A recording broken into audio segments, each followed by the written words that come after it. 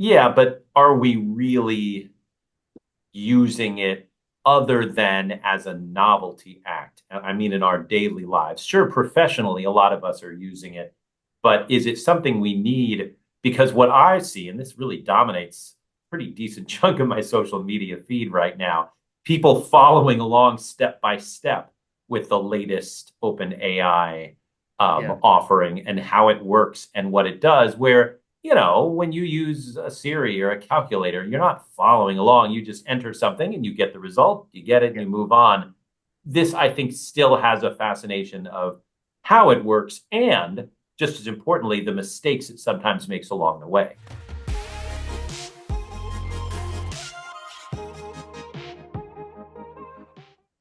Hey, Scott, it's Hello, AI Mike. week. It's AI week this week.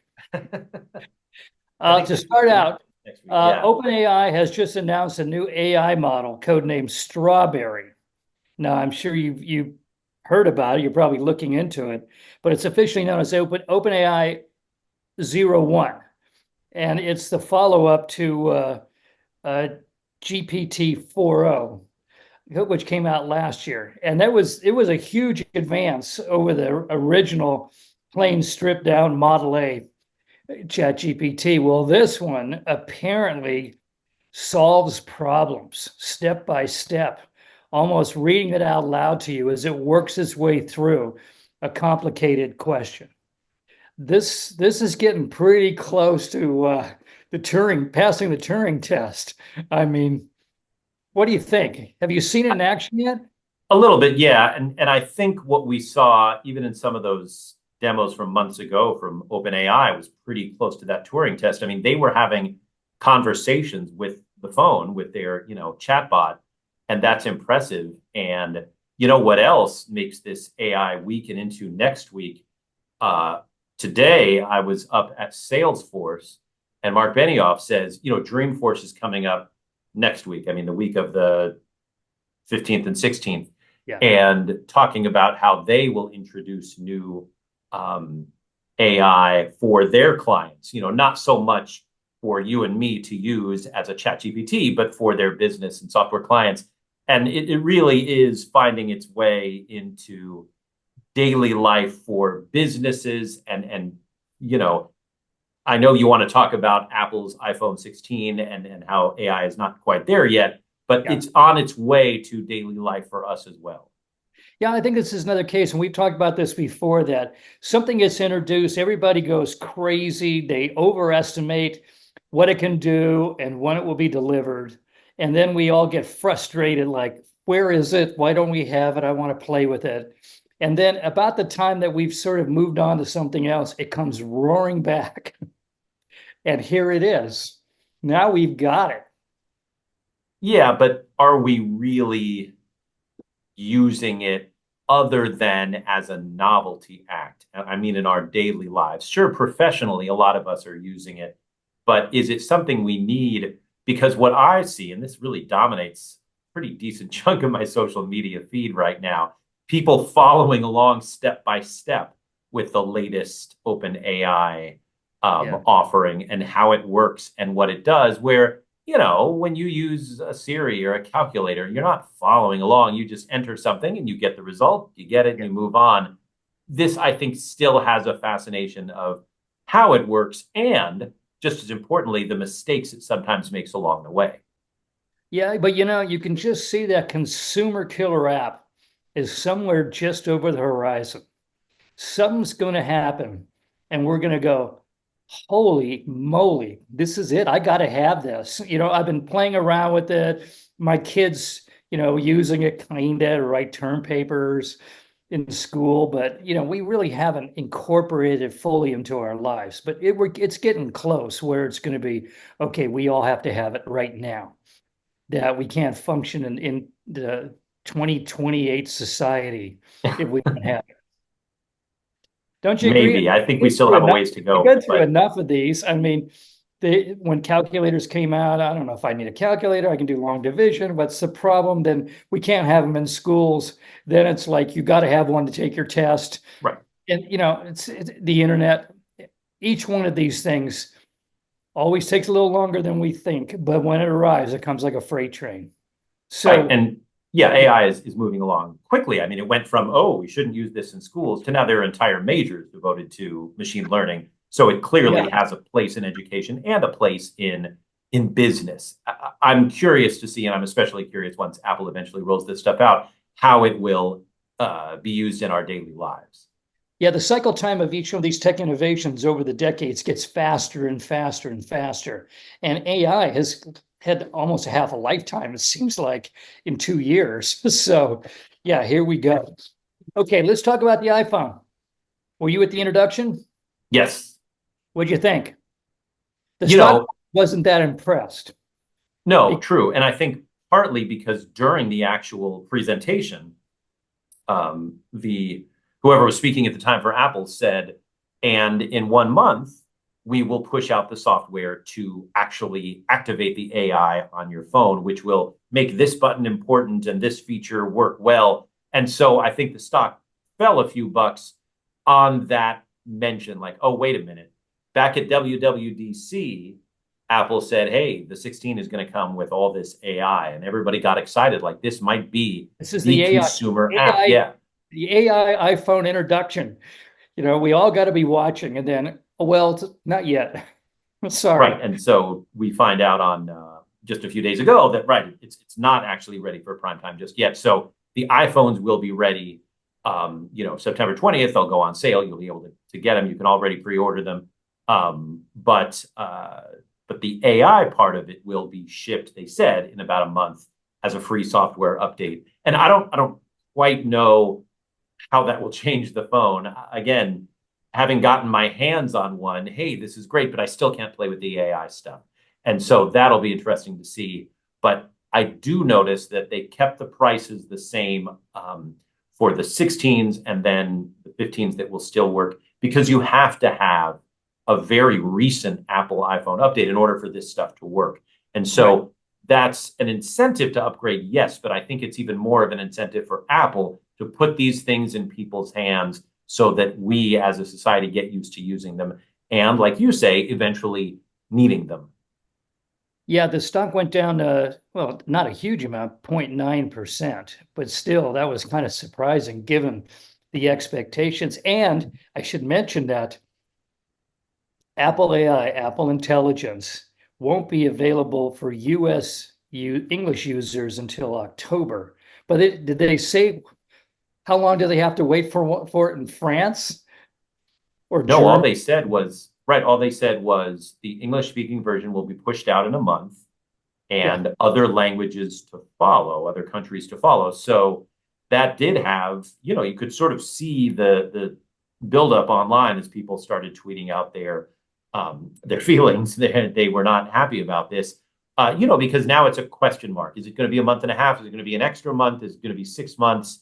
And this is what people wanted to see locked and loaded on their phones when they went and bought the 16.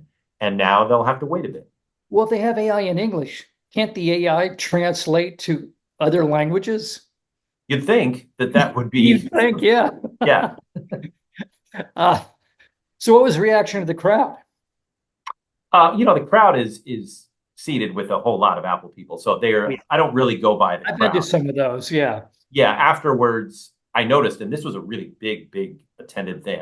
It was packed. But I was talking to tech analysts and, even some of the YouTube reviewers, that have big followings on YouTube and they review these things. And, there's always the sort of, hey, this is cool and shiny and brand new. But if you think about it, without the presence of AI, the inside changes to most of these devices were fairly small, incremental is a word I like to use. And the outside hardware looks identical. So it wasn't all that much of a change right out of the box. Now, there were a couple of cool things. The watch that can detect sleep apnea, which affects a lot of people. The ear pods that will be able to act as hearing aids. Yeah, Also, I'm going to bring that up next because I yeah, think may be the big announcement of this year's event. right. Especially given the absence of the AI to play with. It Yeah. seems like those two factors within these already very popular devices sort of move forward the promise of wearables as pertaining to healthcare. And I was impressed by that. Have you seen the new Android foldable? I have, yeah. It's kind of interesting. It almost seems like a leap forward. I mean, two full-size screens, and it's not that much thicker than an iPhone. I'm waiting to see those out in the wild because I haven't really. And especially given, it's funny, I'm a big movie fan, a big film fan. And when I see, people watching a movie on their phone, it just breaks my heart a little bit. But, you see that a lot on planes. And what Yeah. I'm waiting to see is someone not on a 6-inch screen, but on the double fold out thing, and to see if that looks any better. And I just haven't seen that. And I know these phones are there. Samsung, made a pretty big deal of Yeah. it with its recent rollout, but they're really pricey. They are almost twice what a normal, either Right. Samsung regular phone or iPhone cost. And so you really have to want one. And I imagine it'll be a gradual sort of rollout before we see a bunch of these. Yeah. Okay, let's talk about the hearing bud, the Apple hearing bud. I've actually been involved with companies developing ear devices. Ears seem to be the next target, and for a lot of things, partly because it turns out that there's a certain nerve that runs right through the ear that if you can touch, you can talk to the brain. That's one thing. But the idea that these Apple hearing buds bring intelligence. I mean, earbuds have been coming out over the last couple of years, but this seems to be a major breakthrough. This, at the price that it's going to be at and what it's capable of doing, this could revolutionize the hearing aid industry. And that's got millions, hundreds of millions of people as a market. What do you think? I mean, are we going to look back and go, oh yeah, that new smart iPhone was, with AI was interesting, but everybody's got these hearing aids now, and Apple suddenly has found another, $100 billion market. It very well may be. The AirPods to me are really impressive devices in all of their various iterations. And like you say, you can get them for not all that much money, and yet think about what they do. They stream your music. They allow you to make phone calls. The idea of of streaming a movie as well, but also the idea of it being a hearing aid, like you say, opens up a new market to those who would use them, but for the fact that they have a hearing issue. And so this opens that as a hearing aid, but then also allows those with hearing issues to stream their music and phone calls and movies. And it just makes it something that you could see yourself using for a long time. Yeah. And a health condition would not keep you from using it, but rather, enhance their value to you. And how often can we say that about a piece of hardware? This is, I think, a real impressive move. Having had grandparents that refused to use hearing aids until you had to scream to be heard by them because of the distortion, but also vanity. People didn't want to be seen wearing hearing aids and admitting they were deaf. But if it says Apple on the outside of it, and it looks kind of like a Bluetooth, all of a sudden it becomes cool to actually have a hearing aid in your ear all the time. I remember a Wired magazine cover back when it was pre-AirPods. So if you were wearing something on your ear, it was a little larger and noticeable, and it had Brad Pitt. And Brad Pitt had them in his ears. And the headline was something to the effect of, even Brad Pitt can't make this look cool. And now we see them just everywhere all the time, to the point where, sometimes we're afraid to converse with somebody because we don't know. They're in their ears. Are they listening to music? Are they on the phone? We don't want to be rude and interrupt. But yeah, they're really omnipresent, and maybe not just to enjoy something, but rather to actually enhance your ability to hear something, which is great. I think you could actually, instead of losing social credit, you could gain social credit by having two Apple hearing buds with the Apple logo on the outside. I mean, suddenly you're hipper than your grandkids. Right. Right. Okay. Meanwhile, we're still on AI.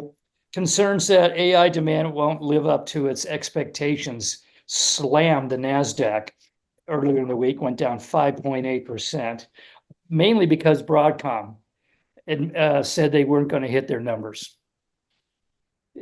Is it all going to come back again? I mean, it's already coming back. I mean, Nvidia, I think, came back today, or yeah, it's just going to be a bumpy ride because we just don't have any solid ground to stand on, just expectations.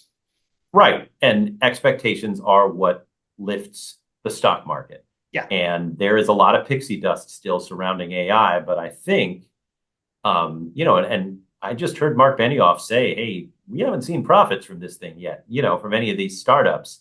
And now his business is obviously not worrying about Chat GPT and pleasing us. His business is making AI agents for businesses, software clients, and they're doing that on a big scale. And as those have to work and perform, we'll need the chips from the Broadcoms and the NVIDIAs, et cetera. But look, I mean, some of these valuations for these startups, $150 billion valuations for an AI company that's not public, not even profitable, it's just amazing. And, that's a lot of pixie dust. I mean, at some point, do some of these startups just admit we can't see a path to profitability? And when do the investors eventually, run for the hills on this? Yeah, and I think the stock market is really nervous right now because the other numbers out there, the economic indicators are getting pretty scary, hinting at a possible impending recession. We may already be in it. We won't know because the numbers won't come in for a couple months. So they're looking at AI. This looks really exciting. This is a big deal. It could go a long ways. And it's kind of being counterbalanced by, should we be out of the market right now? Should we get liquid and not put our money in equities? I mean, I think it's a real battle between those two forces as well. I agree, because you have the Fed on one side that has literally been trying to slow down the economy. It's working. Prices are not, the inflation rate is slow.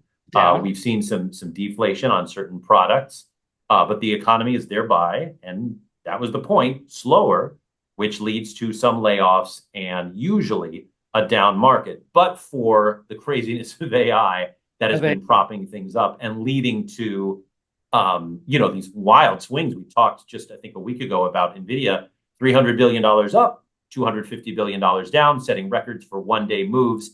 And those are heart-stopping moves. I mean, that's a lot of money to be in and out of a stock in one day.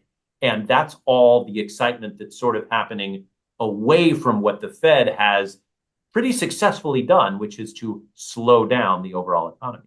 Right. Well, do you think the Fed will, given the numbers though, right now, do you think especially the unemployment numbers, which are up, do you think the Fed will still cut interest by 50 basis points?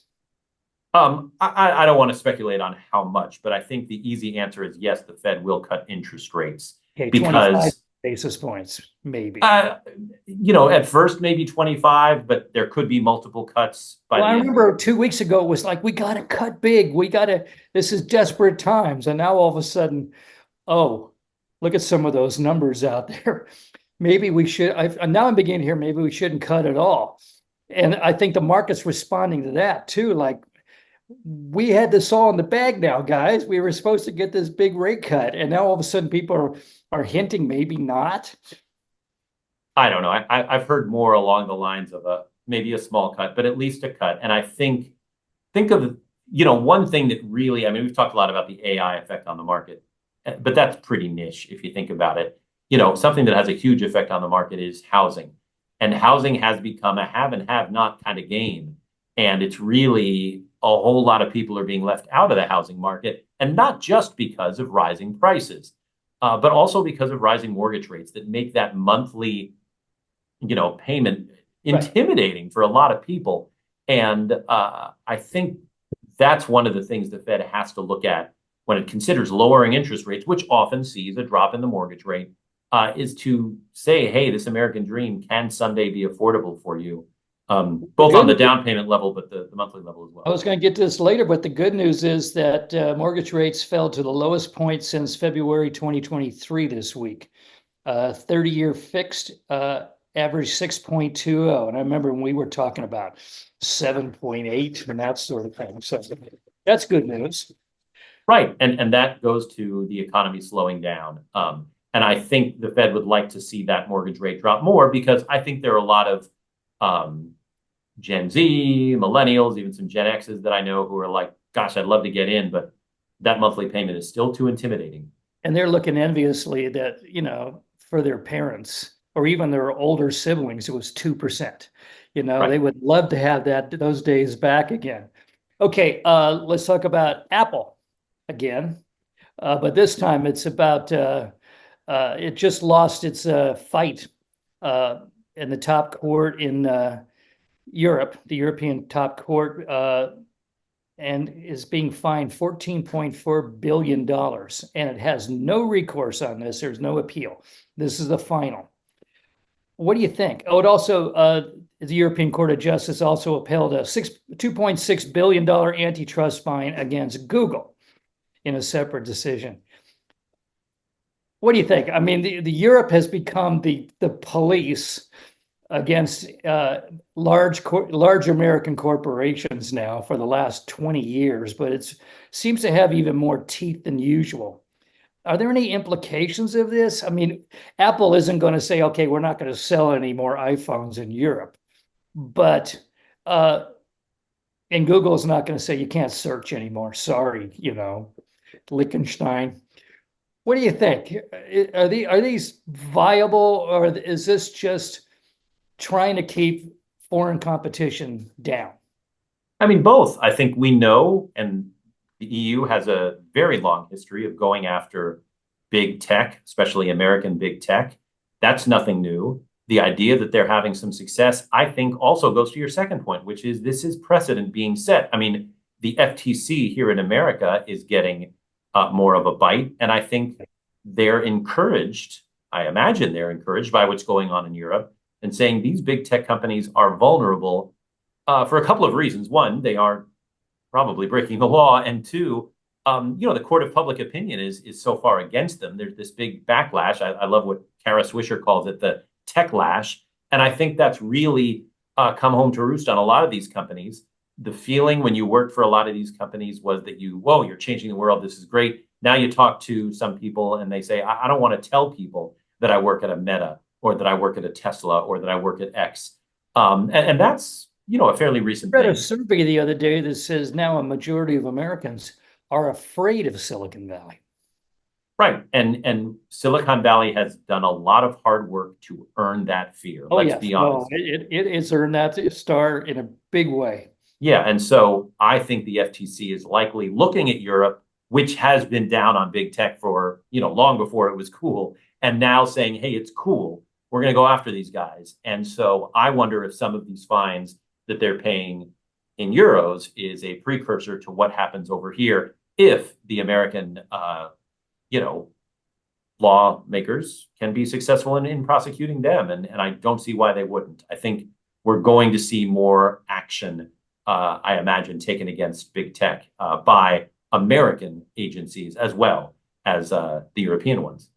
If you had asked me about this 25 years ago, I would have said, just look at the top 10 companies in any given decade in Silicon Valley history. They're never the same because there's a constant turnover and big companies get old and in the way and collapse and hot new ones come up. So why are you impeding these large successful companies? They're not going to be around in 10 years, but they are now because they've gotten so big and they've grown by acquisitions so quickly, snapping up startups that they are kind of permanent giants.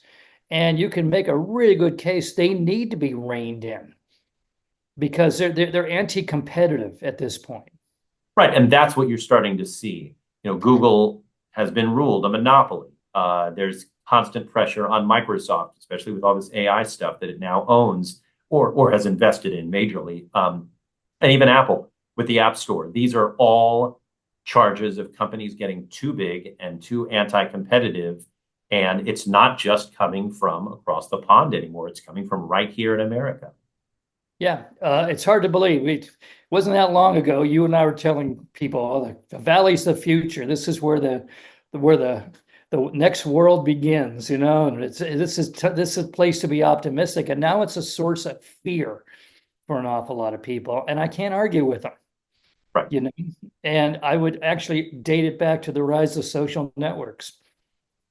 At that point, they entered deeply into our private lives. The valley did. Yeah, I think privacy is really the thing that unites the fear, whether it's a doorbell or a device or a phone or a social media network. What unites it is the fear of they're just so intrusive. And different generations react to that differently, I understand, but just the fear that we're losing our identity to these guys is, I think, what unites a lot of that. And our independence. Yeah. Our liberty. Okay.